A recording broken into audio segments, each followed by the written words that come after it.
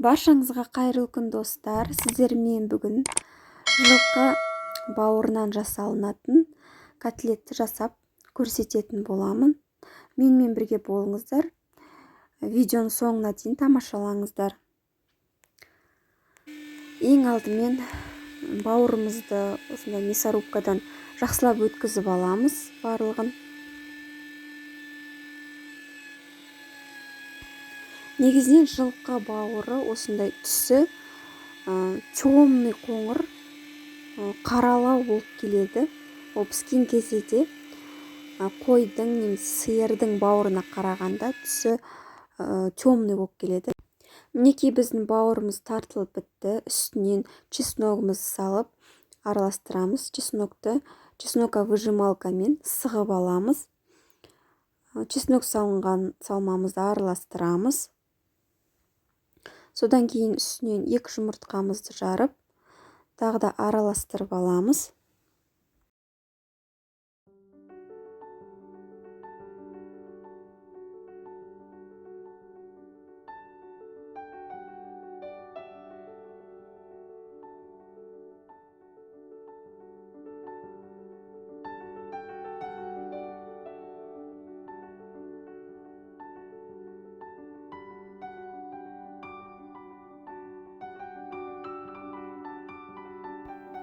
Кейіннен тұзымызды және бұрышымызды салып, тағы да жақсылап араластырамыз.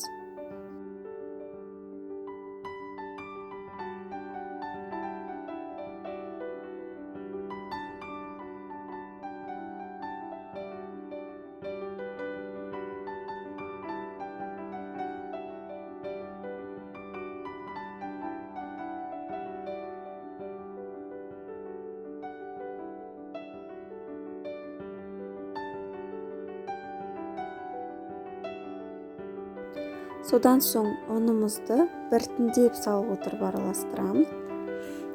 Біздің консистенциямыз осындай қою болу керек. Сол кезде котлетіміз жақсы піседі. Дәмі өте жұмсақ, өзінің формасын ұстайды.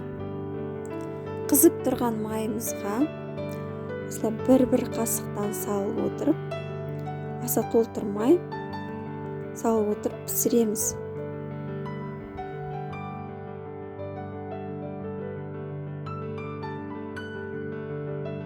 Майымыздың үсті осылайынан көпіршіктену керек.